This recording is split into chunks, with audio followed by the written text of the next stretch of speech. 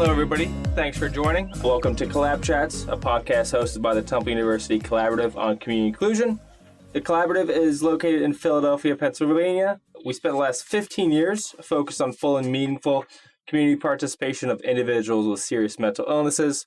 The Collaborative receives funding as a National Rehabilitation Research and Training Center from the National Institute on Disability, Independent Living, and Rehabilitation Research. David Lugoza here. I will be your collab host today. I am joined by the founder and director of the Temple University Collaborative, Dr. Mark Salzer. Mark, I believe you have some good news to share with all of our listeners. Hey, Dave. It's great to be here today, and it's great to be here with everyone in podcast land. I do have some good news to share, and you kind of talked a little bit about our funding being from the National Institute on Disability, Independent Living, and Rehabilitation Research. We actually got notice earlier this summer that we've been refunded for another 5 years. So we have another set of research projects, training, technical assistance, and dissemination projects. And I've got to tell you, it's an honor to do this work. And I promise everyone out there that we'll continue to be as productive and impactful over the next 5 years as we've been over the last 15 years.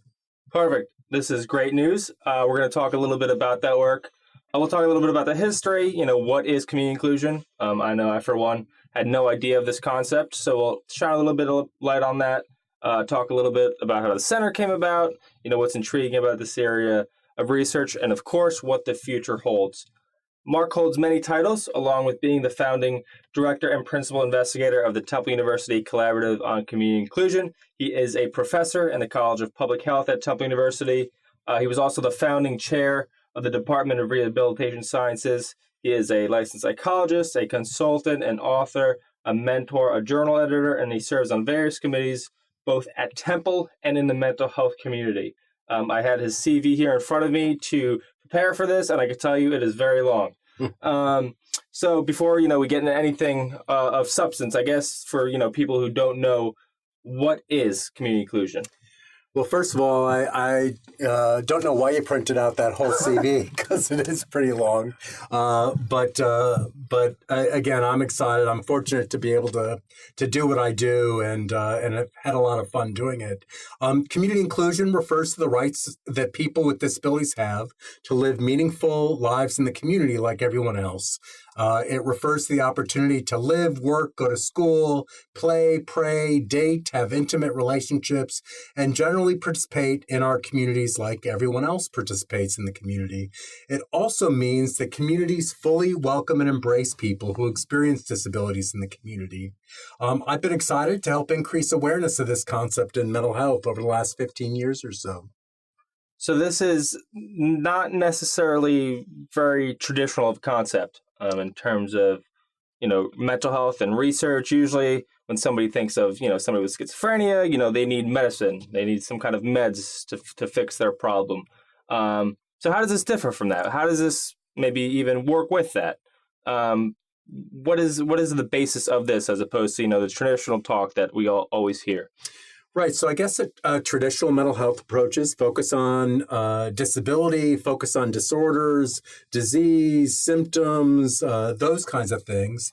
And what we really get to focus on is what people are able to do and the importance of doing those kinds of things in the community. So we get to focus on work. And why work is important to people's mental health and wellness, as well as physical health and cognitive health. We get to focus on the importance of education and leisure and recreation and spirituality and religion and lots of different things like that, and why it's important in people's lives. So we focus on participation as a medical necessity, the type of factors that affect participation. And people might be surprised that it goes beyond genetics, it goes beyond biology and diagnosis. There are a lot of things outside of individuals and maybe the symptoms of mental health issues that they experience that affect their ability to participate in the community like everyone else. So those are the kinds of things that we do and why it's different. We really get to focus on the capabilities of people with significant mental health issues who have traditionally I guess, been viewed as not having much to contribute to society, or it's thought that they're not able to contribute or participate in society. And our work actually has demonstrated that people are able to do this, and it's critically important for us to support people's inclusion and participation in the broader community. So I guess for the anybody sitting at home who has no idea about mental health research or community inclusion research, or what you just said is the first time they heard anything about it, what would you say to people who somebody has schizophrenia, they shouldn't have a job, or they're not well enough to have a job? It's safe at home. It's safe in their program. It might not be safe in at a job or at school. Well, you said a lot of stuff there, so I'll try to do my best to respond. You used the term should or could, or shouldn't or couldn't. And one of the first things that's a foundation of our work is we do hear some of our colleagues who in the mental health community who think that people with significant mental health issues, with serious mental illnesses, wouldn't work, wouldn't go to school, those kinds of things, or they couldn't do this kind of stuff, or they shouldn't do this kind of stuff. And one of the types of research that we do is actually bringing together the evidence and generating some of the evidence indicating that people would, could, and should participate in all of these areas. Again, work, going to school, dating, parenting, leisure, recreation, spirituality, religion, voting, volunteering, doing everything like everyone else. You also talked about or mentioned some of the environmental factors that affect people with significant mental health issues, just like environmental factors affect all of us and affects all of our lives as well as our health. In healthcare, in public health, we actually talk about social determinants of health. So things out in the environment that affect health beyond genetics or disease or biology, that there are things outside of people. In the disability community, we have a particular framework for understanding the impact of environment, and that's called the social model of disability. And pretty much everything we do at the Temple University Collaborative on Community Inclusion is in some way consistent with the social model of disability. So let me try to explain it in this way. The individual model of disability, or it's a traditional model of disability, views the disability as being inherent within the individual. And what that means is somebody who's been diagnosed with schizophrenia or bipolar disorder or major depression, because of that diagnosis, they are disabled. It's something within them, within their biology or their genetics or their symptoms, that explains why they're not working or going to school or dating or parenting or all of those things that we talk about. And from that perspective, the way you reduce disability is by fixing the person. You give good medications or therapy or something else that targets their impairments, and by doing that, you reduce the disability. That is a traditional perspective on disability. And really a more modern perspective on disability is the social model of disability. And it's actually something that's been around for really 40 years plus now. People started talking about this in the broader disability community in the 1970s. And the social model of disability views disability as resulting from a person-environment fit. And in this case, it's a poor person-environment fit. So there's something about the individual, their uniquenesses and abilities, that are not overlapping or connecting with the environmental context. And that lack of connection is what causes the disability, is what causes unemployment and people not being successful at school, or dating challenges or social relationship challenges, or whatever area of participation that we're talking about. And that from a social model of disability perspective, you can address the uniquenesses of the person, maybe symptoms, and that might enhance someone's ability to participate to a certain extent, but it won't lead to full participation. The other way you can address it is by addressing the environmental barriers. that limits people's participation. In mental health, let me talk about the physical health context. In physical health context, for a long time, people have identified environmental barriers, especially physical barriers, as limiting the participation of people who use wheelchairs, for example. And this is why we have curb cuts and ramps and things like this as an environmental barrier that enhances people's ability to get around in their communities and participate. People who have sensory impairments, people who have visual problems or auditory problems. We have braille signage. We have auditory communications. So you're on an elevator and it announces what floor you're on. That's going to support somebody who has a visual impairment to be able to know what floor they're on so they can participate. People with who experience psychiatric disabilities, the major environmental barriers are poverty, access to transportation and other resources, and a major barrier outside of them is prejudice and discrimination.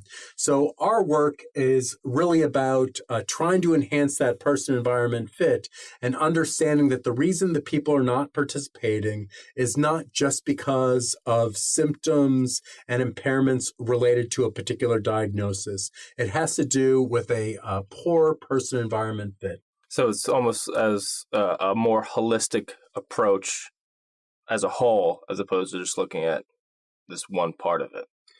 I think more holistic, more contextual.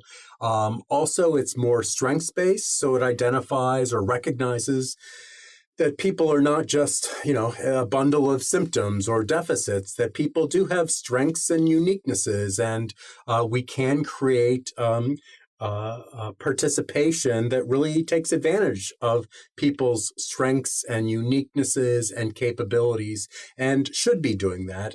And that really is an orientation that the broader disability has taken, and the mental health disability or mental health community has been a little slower in adopting that framework. And it's one of the things I'm most excited about with our center is we've been able to introduce some of these concepts that, again, the broader disability community has been talking about for 40 plus years, and we've really been bringing into the mental health community.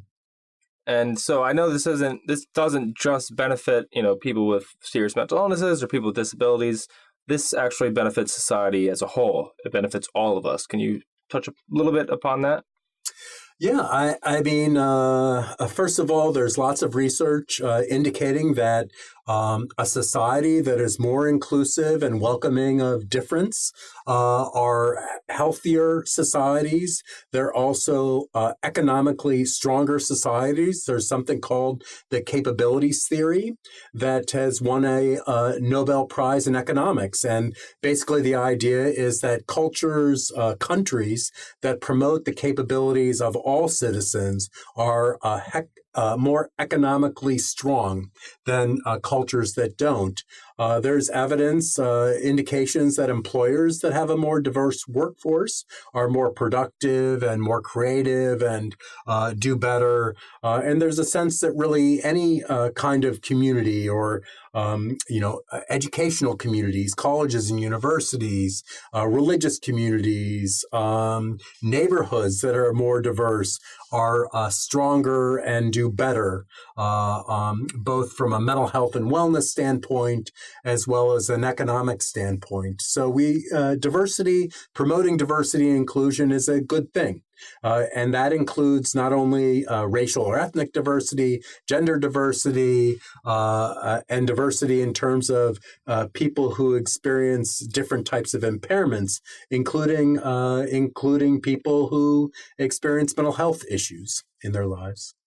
So if I'm I run an agency or I'm a policymaker, what kind of things can be done to promote community inclusion? What can I do at my agency to say, hey, this all sounds great. I heard Mark Salzer. I read all the documents over at tucollaborative.org and heard him talk. What can I do? What is this first step?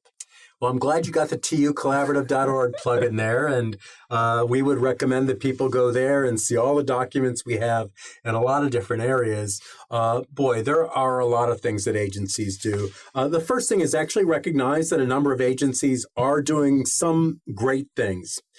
Some agencies and some communities, counties or states do have employment programs. They do have housing programs. Some, very few, but some have programs that support people's educational attainment, be it obtaining a GED or going back to college or these kinds of things. But the issue is it's not enough. There's not enough funding for these programs. There's not enough attention to these types of programs, or there aren't enough referrals to these types of programs. I do speak with employment and educational programs in particular, and I know their agencies have tons of people who can work or who can go to school, and they're not being referred to these types of programs. So the first thing is, again, to recognize the good things that are happening, but also understand that more can be done. I would say one of the first steps might be to even get an understanding of the current extent to which people are participating in your agency or program. We have developed something called the Temple University Community Participation Measure that is free for anybody to use. It asks individuals how many days in the last 30 days they participated in different areas. Is this area important to you, and do you do it enough, not enough, or too much? And we've worked with many agencies and programs around the world to gather information using this measure to get an understanding of, to what degree are people that they're supporting in their agencies, to what degree are they doing what they want to do? And this really raises awareness of the need in programs or agencies. So that's a first step. A second step is to develop new initiatives to support people in participating in ways that they want to participate. This doesn't always have to include or doesn't always require new money. I know that mental health systems nationally in states and counties are strapped for funds sometimes, but it's important for current funded programs to pay more attention to community inclusion and participation. This can be residential programs, case management programs, psychiatrists, outpatient therapists, any type of programs like rehab program, clubhouses, drop-in centers, lots of different funded services that are out there can pay more attention to understanding what people with significant mental health issues want to do in their lives and figure out how to support them in doing that. And again, a lot of the resources that we have on tucollaborative.org really do just that, help people, help providers, as well as consumers, people with lived experience, think about how to promote inclusion and participation.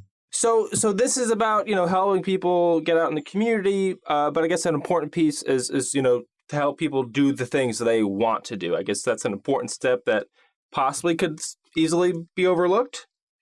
I think it's sometimes overlooked because we traditional perspectives about people with significant mental health issues is that they might not, or there's a belief that people with significant mental health issues don't make good choices in their lives and that other people need to make those choices. And we actually have evidence that the promotion of self-determination and choice actually leads to better outcomes for people with significant mental health issues. So community inclusion and community participation perspective means supporting people in doing the things that they want to do. That's critically important. And again, I use the word self-determination and promoting self-determination and choice as being key. There is some evidence suggesting that self-determination and choice, for example, will lead to enhanced service engagement. People will be more engaged in services, maybe be more likely to take medications, to meet with their case manager, to engage in certain therapies or treatments if they're doing that for reasons that they think will benefit them. So it's their choice. It's self-determined. So that is critically important to this. Supporting people in doing what they want to do will keep people engaged, and it also will support people in doing the things in the community that they want to do. Not everybody wants to go to work, but those people who want to go to work, we should be supporting them in doing that because work is associated with good outcomes. And again, that's the same for education, leisure, recreation, hang out with friends, going to church, synagogue, or mosque. Self-determination is really a key part of promoting community inclusion and participation. I guess I'm also thinking, so, if somebody initially did not want to, like you said, go to work or hang out with friends, or maybe, and, provider could get very discouraged and say, this person doesn't want to do anything. But I guess I'm wondering if there's, certain strategies or ways around that, or a persistence to kind of pass the initial not wanting to do anything, because some people, haven't been participating in the community for a long time. So to want to do it might not be the first thought that comes to their mind. Right. Well. Actually, I'm thinking about a bunch of things as you're talking. The first thing is self-determination and choice doesn't mean that everything is allowable. So sometimes I'll talk to people about self-determination and choice, and they'll say, "Oh, great! So the person I'm working with, if they say that they want to go, walk nude in the middle of a busy highway when it's minus 10 degrees outside, we should allow that to happen. Or somebody wants to jump off a building or otherwise hurt themselves or hurt somebody else, that's self-determination and choice." And promotion of self-determination and choice doesn't mean that everything goes, especially if somebody's a danger to themselves or others. That does not constitute self-determination and choice. Okay, that's the first thing. The second thing is I am sensitive to conversations that our provider colleagues have with folks that they're working with. And sometimes individuals will say that they're not interested in doing anything, or they don't want to go back to work, or maybe not now, they're interested, but they don't want to do it now. And I would really encourage providers to dig in a little bit more into that, to understand the reasons why people are not interested in participating. One reason for that is all of our research actually indicates that most people are interested in doing this kind of stuff, and most people find it important, just like most of us find participation as being important.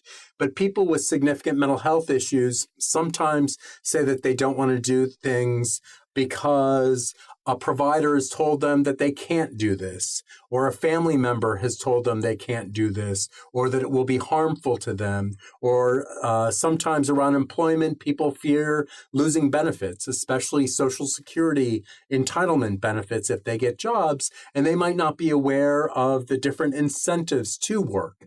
That they can actually make a certain amount of money even while maintaining their Social Security benefits. So really what I would recommend to providers is to have fuller conversations with people to really understand why someone says that they might not want to do it, or reasons why somebody might not pursue an activity even if they say they want to do it. Because there are oftentimes these environmental factors that are keeping them from doing it. Again, one of the big factors is people have been told for 20 or 30 years that they shouldn't do this, that going to work will cause stress. Stress will lead to an exacerbation of symptoms. Exacerbation of symptoms will lead to crisis, and crisis will lead to hospitalization. Which is why you shouldn't work, you shouldn't go to school, you shouldn't date, you shouldn't parent, because we don't want people to be hospitalized.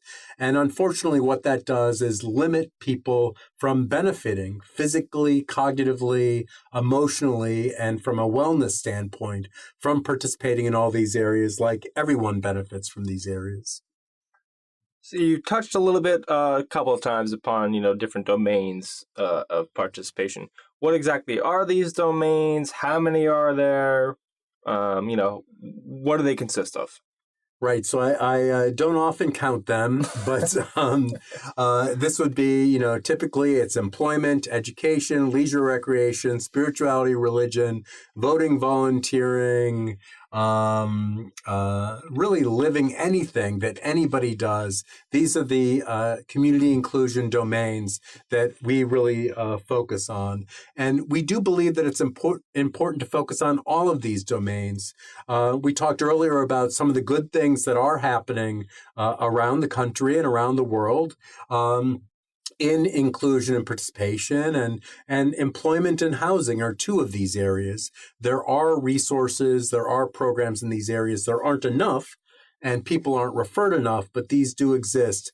But one of our concerns, and one of the things that I think we are having the biggest impact on, is raising awareness about the promotion of inclusion and participation in these other areas. Again, education, parenting, dating, and intimate relationships, leisure, recreation, voting and volunteering. All of these other areas are just as important as employment and housing for people's physical, cognitive, and mental health and wellness. So right now, you mentioned the collaboratives, future funding, current funding. So what's going on at the center right now? What kind of research projects, what kind of training projects are going on? We're in a great spot in that we're ending our current 5-year cycle of projects where we've done some innovative work on leisure and recreational intervention, supported education intervention, restorative justice. We're looking at reintegration for people with significant mental health issues who have been in the criminal justice system. We're looking at the importance of community inclusion and participation for people who have experienced recent homelessness and are going into housing, and the importance of inclusion and participation for enhancing people's community tenure in housing. So we're doing a lot of exciting projects and finishing up our data collection, and folks can be looking for some of our publications of these studies and some presentations on these things, and that'll be happening. Really has been happening over the last 5 years, and will be happening over the next couple of years. In the next 5-year cycle that starts in a couple of weeks here, September 30th, we officially start our next 5-year cycle of funding. And the next 5 years, we have some exciting research. We again try to do randomized controlled trials as much as possible, as well as looking at interventions, as well as raising awareness of factors that affect community inclusion and participation beyond diagnosis, beyond symptoms. So in the next 5 years, we're looking at studies of interventions, looking at bike share programs as a strategy for increasing people's mobility in the community, looking at travel training programs and seeing how effective those are in enhancing community mobility and participation. We're looking at the extent to which coordinated specialty care programs for people experiencing a first episode of psychosis include community participation. And the reason we're doing that is community participation is viewed as not only important for participation of young people, and it's that community participation of young people is not only important for their physical, cognitive, and mental health, but we also believe that a focus on community participation will enhance their engagement in these types of programs. So we're excited about that study. We're looking at community inclusion and participation in rural areas. Are there unique factors in rural areas? Does participation look different? Are there different environmental barriers and characteristics? We're looking at the impact of a photo voice-based intervention for college students with mental health issues. We're doing all sorts of exciting research. I can't even keep track of all of it. We're doing so much. And we're from a training and technical assistance and dissemination standpoint, what you and I are doing right now with this podcast is an example of a new innovative strategy that we're taking to get the word out about this type of research. So Backing off of that, so technology seems and social trends are a huge factor. For example, the photo voice thing, this podcast.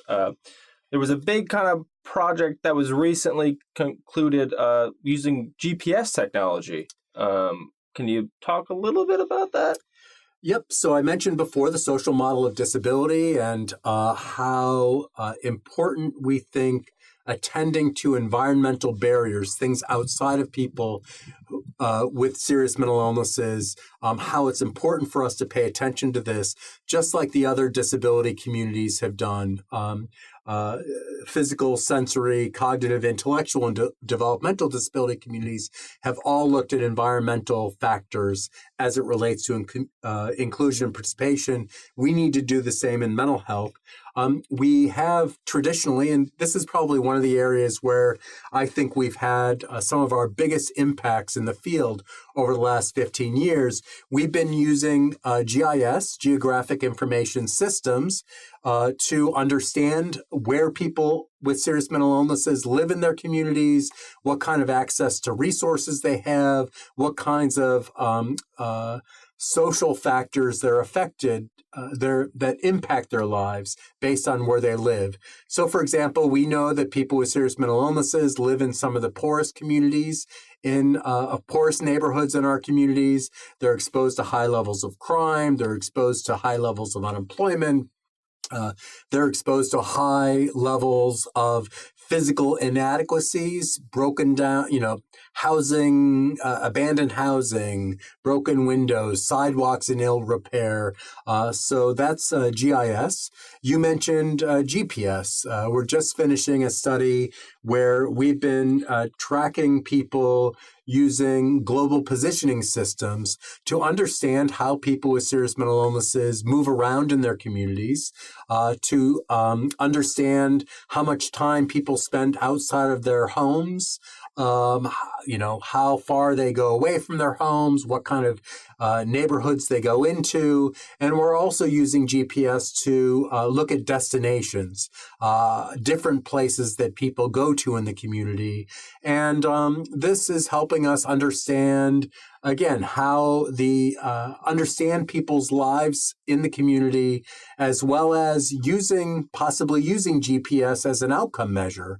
So we might do a study. We actually are doing these transportation studies with bike share and use of public transportation, and we'll look to see whether or not people are out of their house more, using GPS after being trained in using public transportation or trained in using bike share. So that's some of the stuff we've been doing with GIS and GPS. So it sounds like both the research and the dissemination of that research has came a long way. So I guess what I would be wondering is, how did this start? So you got your degree in psychology, a PhD in clinical psychology. At what point did this concept of community inclusion enter the fold here, and how do we kind of get on this path? Well, I do like to say that I've had, in some ways, a pretty traditional training, and pretty traditional work experiences. One thing I sometimes mention is my grandfather was a psychiatrist and my mother was a psychiatric nurse.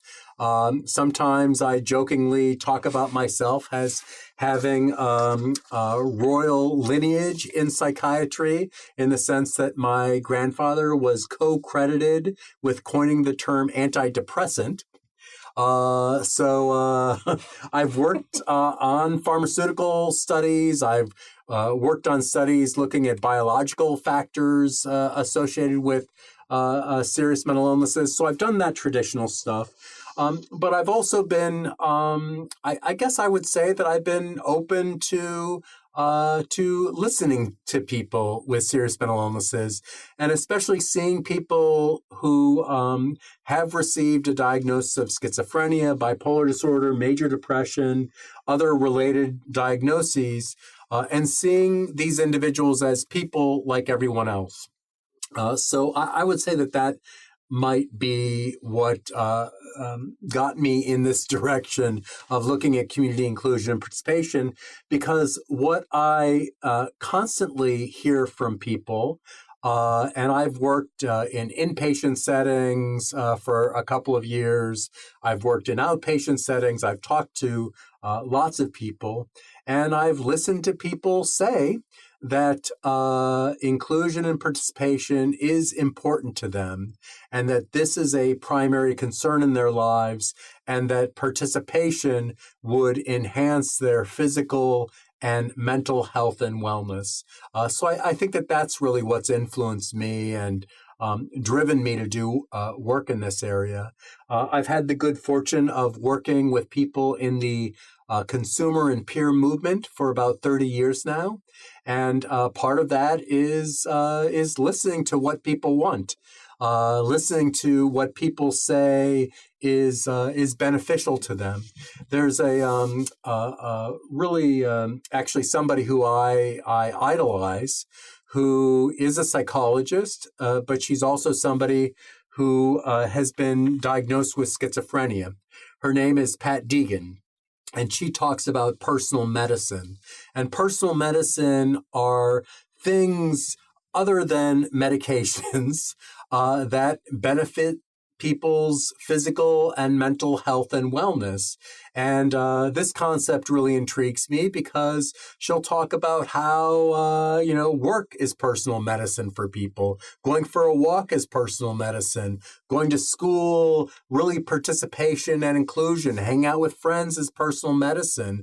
And really for us to understand that this kind of stuff is also beneficial to people other than medications or therapies. That's really central, and that's what drives me as well in this work. So, as we mentioned, so the center started in 2003. That's a long time ago. So, what are some of the things you are most proud of over the last 15 years that the center has been in existence? Wow, there's a lot of things I've been proud of. It's been, first of all, I can't believe it's been 15 years. It's gone really fast, and I guess that means that we've been having fun, and it also means that that I'm really proud of what we do. I think one of the things I'm most proud of is our inclusive approach at the center. We actually intentionally call ourselves the Temple University Collaborative on Community Inclusion because we've taken the notion of nothing about us without us to heart in everything we do. And to that end, our center has involved the full inclusion of people with lived experience in all areas of our work, our research and our training and our technical assistance and our dissemination.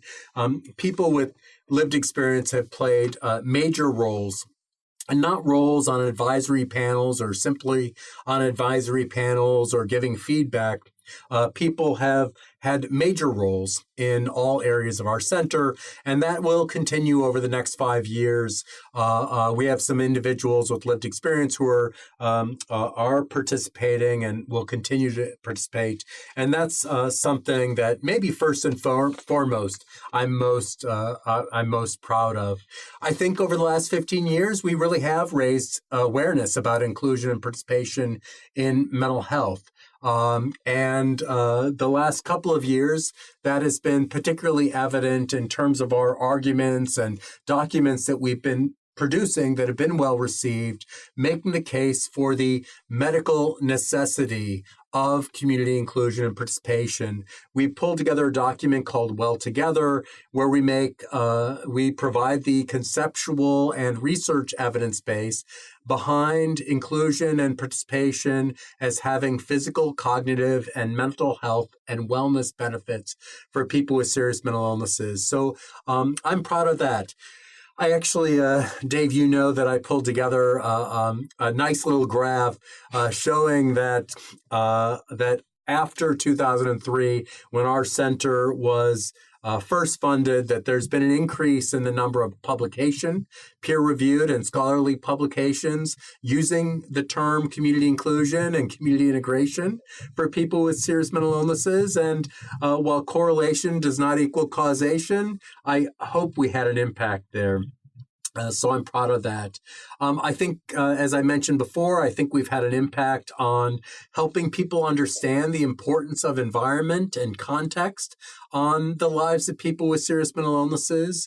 Again, social model of disability is critical for this, and I think we've been had a big impact in that area as well. I am proud of our work in understudied areas or poorly understood areas that are critically important to people with serious mental illnesses. So these would be areas like dating, areas like parenting, areas like leisure and recreation, areas like spirituality and religion and transportation. All of these are areas that people say are critically important in their lives, and there's very little research that's been done to understand their importance or develop interventions to enhance people's abilities to participate in these areas. So I'm proud of that. I'm proud of the new intervention approaches and models we've been using. Looking at social media and the internet and other types of technologies to promote community inclusion and participation. So I'm proud of that. I think we've been at the forefront of promoting and trying to understand peer support interventions and peer delivered interventions related to community inclusion and participation. So I'm proud of that. And finally, I think we're doing kind of cool stuff, and you're involved in some of that now in terms of translating our research and knowledge that's been generated from our center and from our different studies into policy, program, and practice change.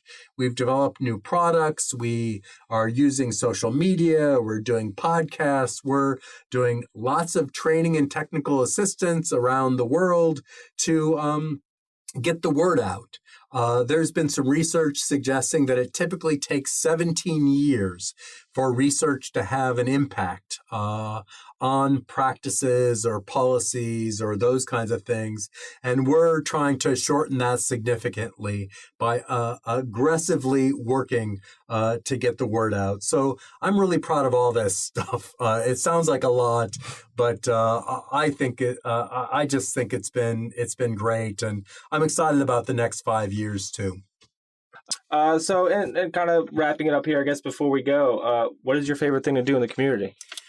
So some of my favorite things to do in the community, I like hang out with my wife and my children. I like sporting events. I go to Temple football games and basketball games. Sometimes they're not always doing well, but I go anyway. I love going to plays. That's something I've been able to do the last couple of years. That's been a change that I've made in my life recently.